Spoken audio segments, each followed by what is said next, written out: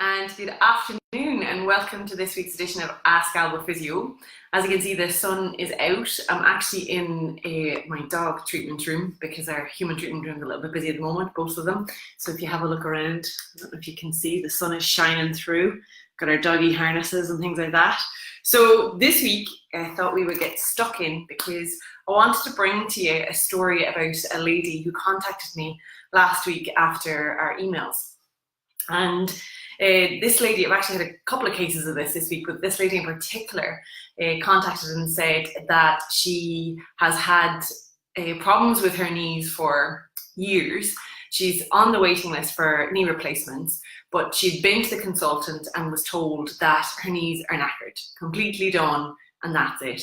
She has been sent away, told to lose weight, don't come back until you've lost weight, and then they'll start thinking about follow-on treatments. So this poor lady, as we had a really good chat on the phone, and unfortunately this is a story that we hear a lot of. We hear this over and over.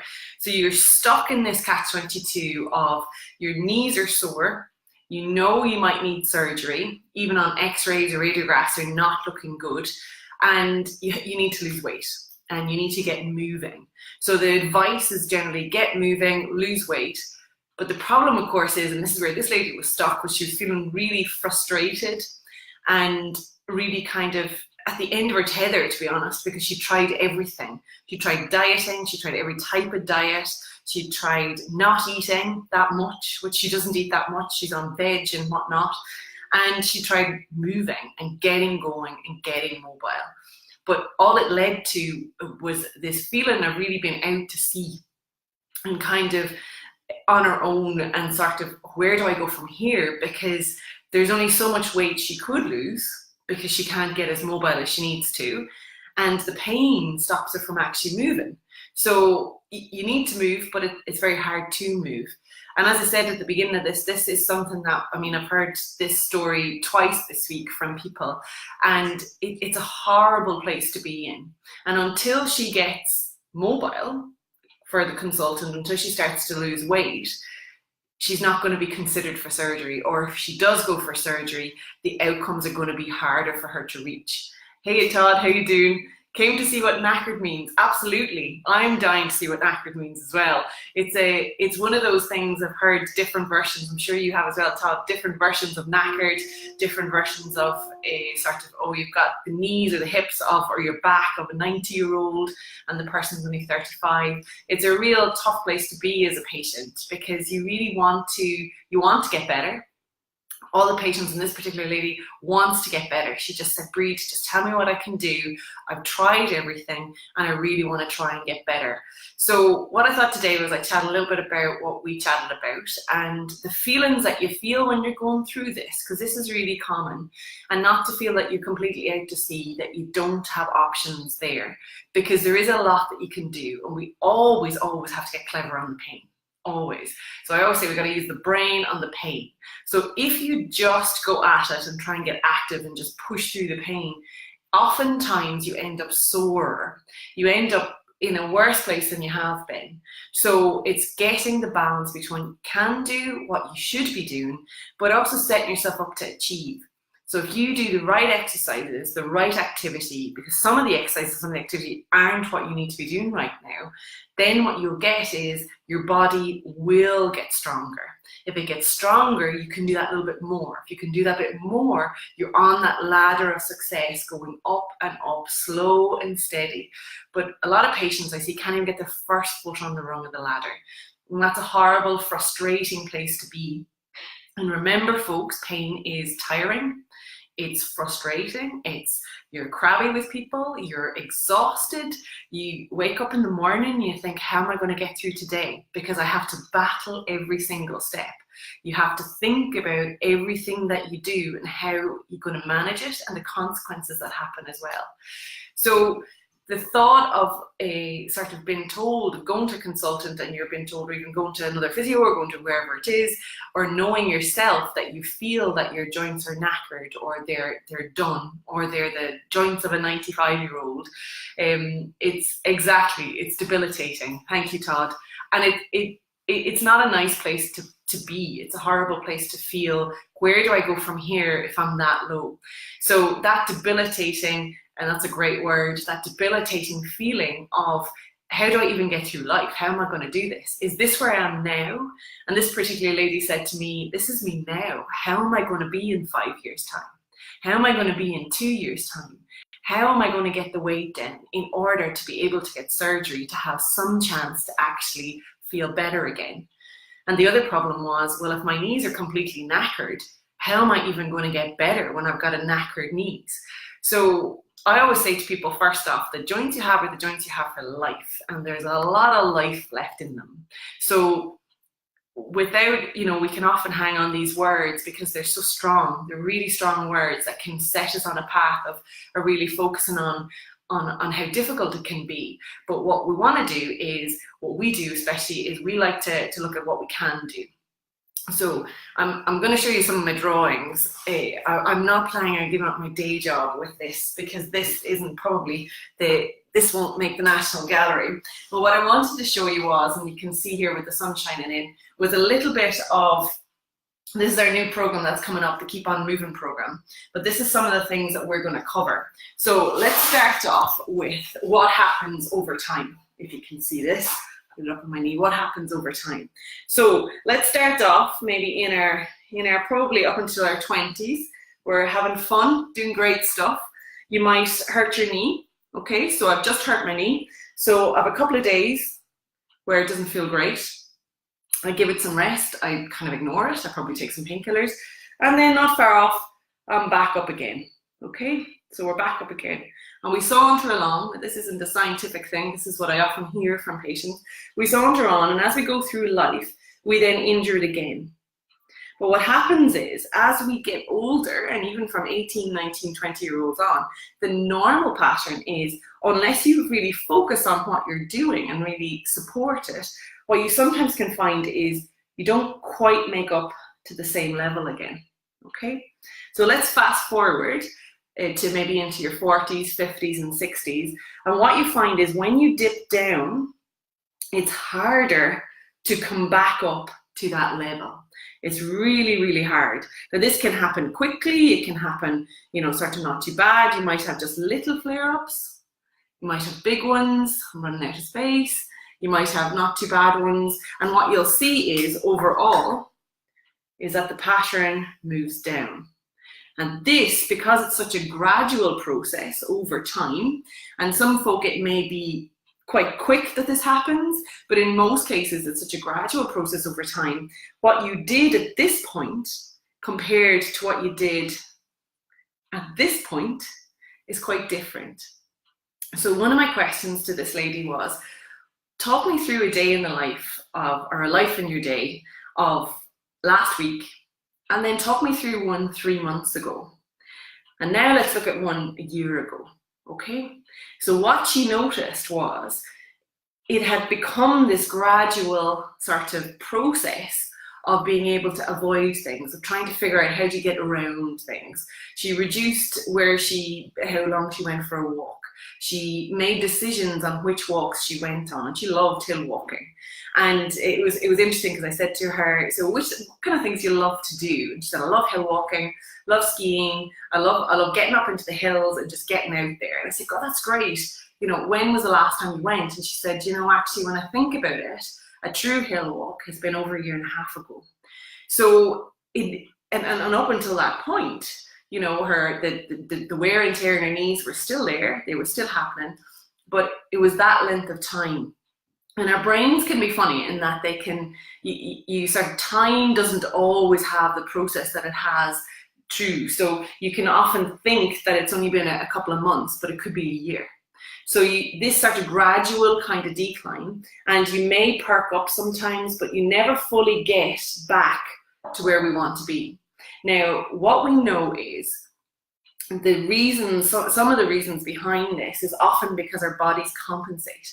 So you hurt your knee, you hurt your hip, you hurt your back, and the body very cleverly finds a way to move, finds a way to get there, finds a way to do it anyway. So if you continually compensate and continually sort of lose strength in there, you can find yourself down the line feeling like you just can't get it back up at all. So actually these symptoms, I'll come out of the way, these symptoms down at this point make it feel like your knees are knackered. Now we know, and this is the tough bit, we know that on x-rays, we've seen, and I've seen myself, x-rays of people whose knees are not looking good at all. There's a lot of wear and tear in there, it's almost bone on bone. But actually, symptomatically, I remember seeing one gentleman, and his main problem was that when he played football with his kids, that he got a bit of a sore knee that night. But actually when you saw his x-ray, you wondered, God, that's quite a big difference. And we know as well that we've seen x-rays of people that have lots of symptoms, and actually their x-rays aren't too bad. So what you see on x-ray doesn't always, if ever, match completely to the symptoms. Now the good news with this is your knees aren't always knackered, and that's the good news. And I hate using that word, but they're not. And the great news is, if you use the brain on the pain and you start using the right things, you can get the best out of your own joints. And you've nothing to lose. I think this is one of the conversations I had with this lady. She said at the end, I actually have nothing to lose to strengthen up, because even if I can get those muscles strengthened up and I do feel better, I then have a choice of whether I want to go for surgery or what I want to do about surgery. Where she said where she's sitting at the moment is a horrible place, because got no choice. We're not in control of what's happening with her body. She said she's not in control of her pain either. Some days it's good, some days it's not so good. And it's really tough then to get consistency. So what she's finding, and what she has been finding, is that she's taken more painkillers some months and not as many the next month, and just trying to live with it. And that's where we want to step in here, because there's a lot that we can do, and there's a lot that can be done for this. So what we often do is we look at the full body, see where the body's compensating, because you can be blocking your movements and that can be making your knee actually sore. And we try and stop this cascade of pain, pretty much, because we're driven a lot by pain. Pain is a brilliant training tool. It's not a nice training tool, but it's a brilliant training tool. So if you're sore, no matter how much your conscious tries to override it, you will struggle to even manage to walk properly. And if we're not walking the right way, then it puts those joints sort of in a bit of a compromising position where you need to start strengthening up to help them to get stronger.